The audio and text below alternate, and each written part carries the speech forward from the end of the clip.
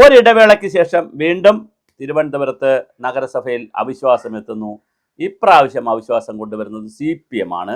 കഴിഞ്ഞ പ്രാവശ്യം അവിശ്വാസം കൊണ്ടുവന്നത് ശബരിനാഥിൻ്റെ നേതൃത്വത്തിലുള്ള കോൺഗ്രസ് ആണെങ്കിൽ CPM അതിന് പറ്റൂല എന്ന് പറഞ്ഞെങ്കിൽ തിരിച്ചിപ്പോൾ തിരിച്ചു പോവുകയാണ് കാര്യങ്ങൾ. ദീപകിൻ്റെ നേതൃത്വത്തിൽ CPM കൃത്യമായ ഒരു അവിശ്വാസ പ്രമേയം കൊണ്ടുവരാൻ പോവുകയാണ്. ഭൂരിപക്ഷം തെളിയിക്കാൻ BJPയോട് പറയുകയാണ്.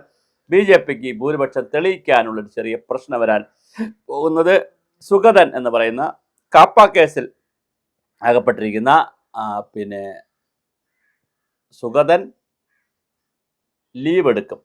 കാരണം അടുത്ത ഓരോ മാസം എല്ലാ മാസവും എന്തുണ്ട്, കോർപ്പറേഷൻ്റെ മീറ്റിംഗ് ഉണ്ട്, കൗൺസിൽ മീറ്റിംഗ് ഉണ്ട്.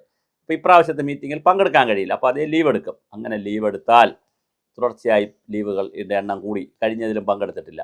അങ്ങനെ വന്നാൽ തുടർച്ചയായി അദ്ദേഹത്തിന് പങ്കെടുക്കാതെ വന്നാൽ സ്വാഭാവികമായിട്ട് അദ്ദേഹത്തിന് ലീവ് അനുവദിക്കും. പക്ഷേ ഈ സ്ഥാനം നഷ്ടപ്പെടത്തില്ല. ലീവായതുകൊണ്ട് അതിന് വേറൊരു പ്രശ്നം വരാൻ പോകുന്നത് വോട്ടിങ്ങിൻ്റെ ഉള്ള ഒരു ഇടപാട് ഉണ്ടാക്കി കഴിഞ്ഞാൽ, ഒരു അവിശ്വാസം കൊടുത്തു കഴിഞ്ഞാൽ BJPയെ ഒന്ന് പേടിപ്പിക്കാനോ അല്ലെങ്കിൽ ഒന്ന് വിരട്ടാനോ കഴിയുമോ എന്ന് CPM അണിയറയിൽ വളരെ വലിയ ചർച്ച നടക്കുന്നു. പക്ഷേ ശിവൻകുട്ടിയുടെ നേതൃത്വത്തിൽ കൊടുക്കണമെന്നും മറ്റൊരു വിഭാഗത്തിൻ്റെ നേതൃത്വത്തിൽ കൊടുക്കണ്ട എന്നുള്ള അഭിപ്രായമുണ്ട്. രണ്ടഭിപ്രായം CPMനകത്തുള്ളത് കൊണ്ട് എന്ത് സംഭവിക്കുമെന്നറിയില്ല.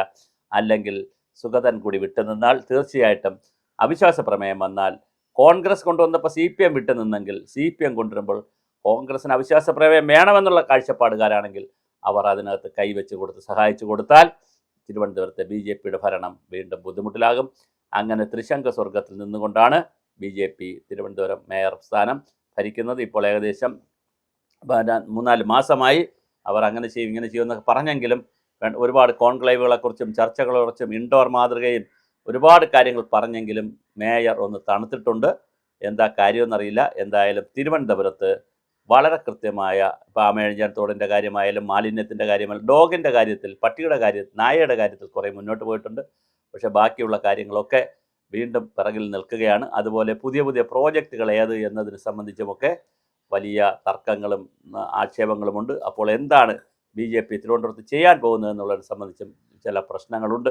അതിനിടയിലാണ് ഞാൻ ഈ സൂചിപ്പിച്ച വിഷയങ്ങളെല്ലാം കൂടി കയറി വന്നിരിക്കുന്നത്. എന്തായാലും വളരെ കൃത്യമാണ് കാര്യങ്ങൾ, നമുക്ക് സൂക്ഷിച്ച് നോക്കാം.